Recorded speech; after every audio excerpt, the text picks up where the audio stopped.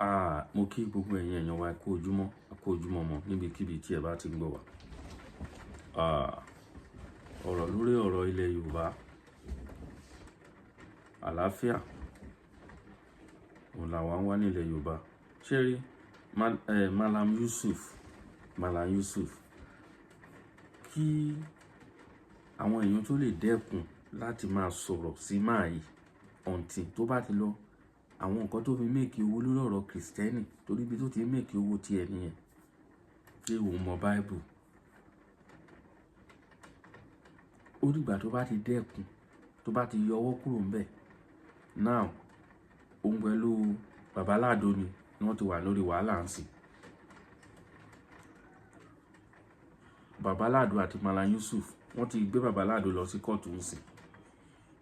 Ó ti di ọ̀rọ̀ Babalado ti fẹ́ dàbí ọ̀rọ̀ àwọn pẹ̀lú Tani Ọlọ́run, òun lọ̀rọ̀ tó ti wà lẹ́ǹsìn.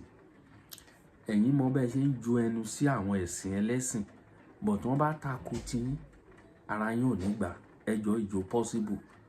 Irú eléyìí ò lè possible. Ẹ máa sọ̀rọ̀, ẹ máa ju ẹnu sí ẹ̀sìn ẹlẹ́sìn, ṣùgbọ́n tó bá sọ̀rọ̀ sí títọ́ dọ̀rọ̀ yín, á wá di wàhálà. Ọ̀pọ̀lọpọ̀ ọ̀rọ̀ wà nínú fídíò tí mo fẹ́ fi hàn yìí, mo kọ́kọ́ ti bẹ̀ kúrò ní. Gbogbo àwọn tó ti ní ìṣù pẹ̀lú tó ń dá orúkọ wọn pé ẹnìkan sọ pé òun nímọ̀ ju Ànábì Muhammad lọ. Kò sígbà tí wọ́n ní sọ bẹ́ẹ̀. Ẹ dẹ́kun láti máa ju ẹnu sí ẹ̀sìn ẹlẹ́sìn. Ẹ̀yin èèyàn wa, ẹ má jẹ́ ká fagùn, ẹ jẹ́ ká lọ sókè ká lọ wo nǹkan tó ṣẹlẹ̀. Àbí bẹ́ẹ̀ kọ́ Babalado tí wọ́n ń pariwo yìí. Bẹ́ẹ̀ni mo rí pọ́ńgà wa náà tuntun bá bẹ̀bẹ̀ Alhaji Oríyọmí Hamzat. Ẹ̀bẹ̀ tí Alhaji Hamzat bá Babalado bẹ̀ ó ní ó jẹ́ wọn ó ti gbé Babalado. Allahu Akbar.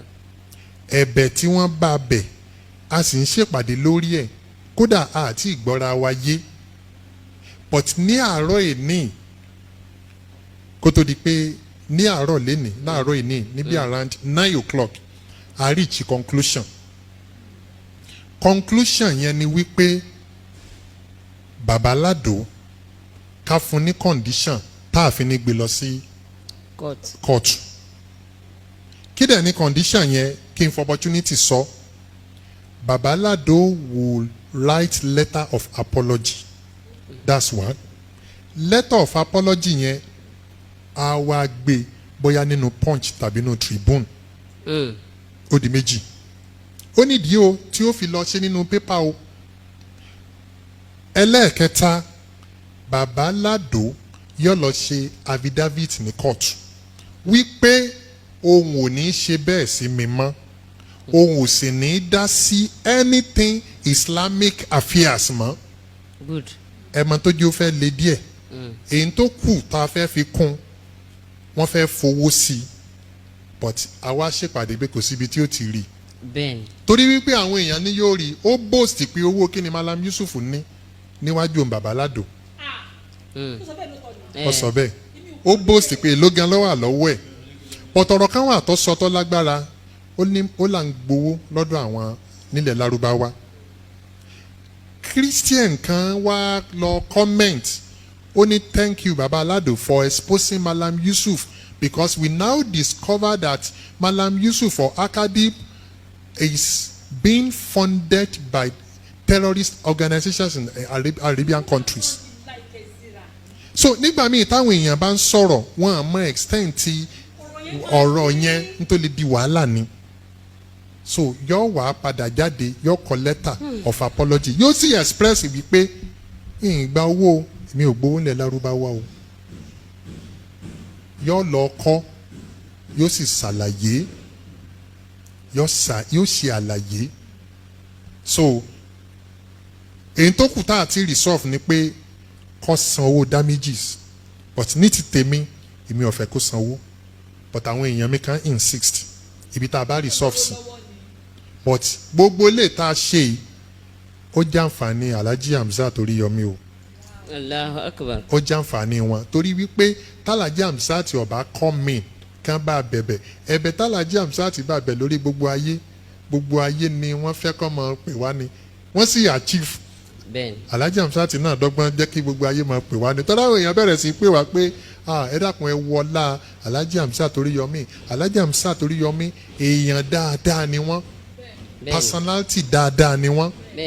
ẹ mọ̀ tó tún wá sọ mi. ó sọ̀rọ̀ sáwọn gan ó dì fèmù àwọn náà. mọ gbogbo ẹni mọ́ tá a bá fẹ́ ṣe programu ní Ìbàdàn tí wọ́n bá ti dé ọ̀dọ̀ tán bá ti dé Àgídìgbò wọn kì í gbowó advert Academy. Allahu Akbar. ṣérò èèyàn bẹ́ẹ̀ àní ti ju wọn ojú wọn tá a tì láàfin fún ní condition. Mo ti sọ fáwọn èèyàn kódà nínú press release tí àwọn zone 11 gbé jáde wọ́n ní ò tí ì sí kéèsì Babalado and Yusuf Adépọ̀jù lọ́dọ̀ àwọn. Wàláhì àti competition àti submit petition rather astagfirullah àti submit petition. So bí ìgbà tá àti ìkọ́ náà nìyẹn àti wá fẹ́ submit làwọn èèyàn pè wá sí pé Alhaji Oríyọmí ti intervene láàfin ní ọ̀dà á fún ní condition á dẹ̀ fún ní ultimatum tí ó fi ṣe lẹ́yìn yẹn à ní ṣe nǹkan kan torí wípé ó ti defame mi lákọ̀ọ́kọ́ tó bẹ̀ mí tá a foríjìn ó ti defame mi lẹ́lẹ́ẹ̀kejì tó bẹ̀ mí tá a foríjìn ẹlẹ́ẹ̀kẹta lélẹ́yìí o. So kí ni assurance pé ò ní ṣe lẹ́ẹ̀kẹrin ọkọ̀ affidavit ọkọ̀ letter of apology ó gbé nínú newspaper ó ṣẹ̀ wá bọ́ sí orí Facebook tàbí YouTube ó wá ṣe tàbí TikTok ó wá ṣe apology physical and verbal one. Ìyẹn ni wípé àti kọ̀lẹ́kọ̀ọ́ tọ́lọ́mbà wa bá ṣe kó ṣe tí ó bá ṣe á pàdé ní kóòtù káwa wo májíìkì tí ó fi jẹ lọ. So gbogbo wọn yẹn lèmi ti forí jìn wọ́n ọ̀pọ̀lọpọ̀ wọn mo ti ẹ wá wọn tí mo kàkà lẹ́sìn tí mo forí jìn wọ́n. Awíkóńkó àkàndá ọ̀rọ̀ 2018 ló ti ṣe ọ́díò ewì fún mi nínú ewì ẹ̀ ó ní kí wọ́n lọ lẹ̀mí ló kò pa. Ta ló lè gbà instigation ó ní kí wọ́n lọ pa mí. Ọlọ́run á mú sí wa lọ́wọ́ báyìí lọ́kọ̀ọ̀tù o èmi àtàwí kò ń kọ̀ lọ́kọ̀ọ̀tù o àdè kọ́ọ̀tù tí mo fà ṣe ń tọ́ yẹ kó o ṣe apology. So bí yẹn ṣe rí nìyẹn mo lẹ́mìí ìdáríjìn o mo lẹ́mìí ìdáríjìn ọ̀rọ̀ Bíntà Rájí tẹ́ ẹ sọ èmi ò tí ẹ fẹ́ kẹ́ ẹ dá Bíntà Rájí mi ìfẹ́ kẹ́ ẹ dá ní ẹ̀bi kó má dàbí ìgbà tó jẹ́ pé mo wà one sided ìfẹ́ kẹ́ ẹ mo understand yín mi ìfẹ́ kẹ́ ẹ dá lẹ́bi but ṣe mọ̀ ẹ sọ̀rọ̀ naturally mo mọ̀ ẹ sọ̀rọ̀ naturally. no ẹ sọ̀rọ̀ ẹbí gan ẹ má dá lẹ́bi. Èmi ò fẹ́ kẹ́ ẹ dá lẹ́bi. No ọ̀rọ̀ tẹ́ ẹ sọ ṣẹ́ra àwọn tí bá àwọn mo understand ṣe bẹ́yìn náà lẹ́tún bẹ̀bẹ̀ nísìn bọ̀ tí nǹkan kan wà èmi ò fẹ́ sọ̀rọ̀ ẹ̀ èyí tó kàn mí bí ọ̀rọ̀ ẹ̀ ni mo ti sọ ìdí tí n ṣe fẹ́ sọ̀rọ̀ ẹ̀ ni wípé mo ti ní mi ò ní dá sí mi ò sì ní dá sí mi ò ní dá sí mi ò ní dá sí ṣe rí ẹ máa gbọ́ ṣe rí orúkọ mi wọn à gbọ́dọ̀ dákẹ́ láti má máa dárúkọ mi ìjọ tí wọn àbá dárúkọ mi mọ́ mi ò progress mọ́. Allahu Akbar. ìjọ tí wọn àbá dárúkọ mi mọ́ mi advance mọ́. yóò dé stage kan sìn bóyún bá bọ́ lára ẹlòmíì Yusuf Adépọ̀jù ni.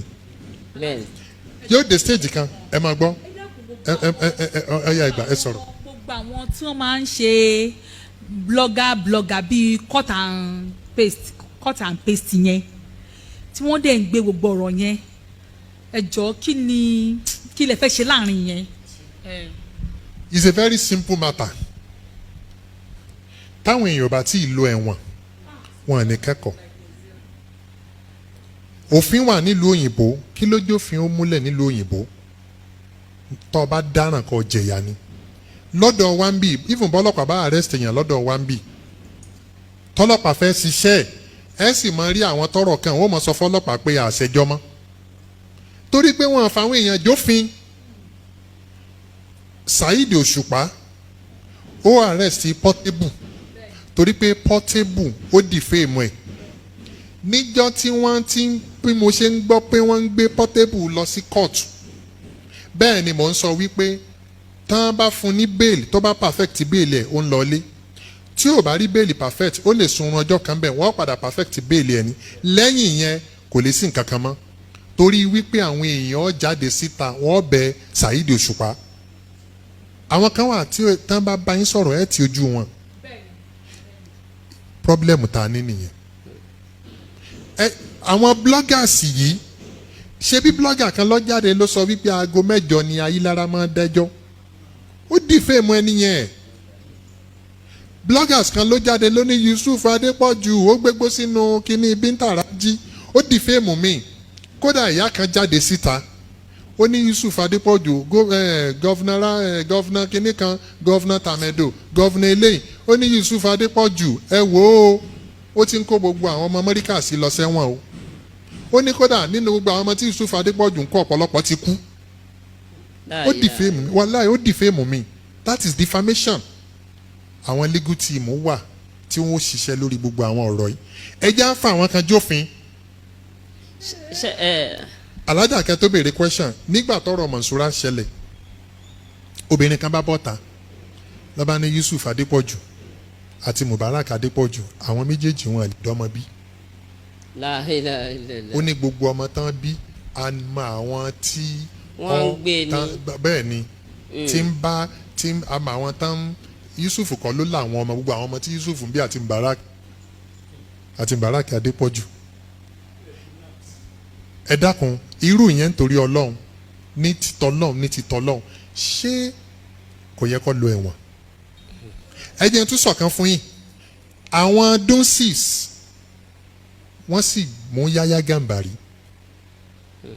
wọ́n sì gbé Yahya Gambari lọ sí Alágbọ̀n wọ́n sì ní kó máa kọ statement kó máa kọ petition wípé Yusuf Adépọ̀jù ó wà nínú àwọn bóyá 6 àbí 7 tó kidnap o Yahya Gambari tí mi ò rí rí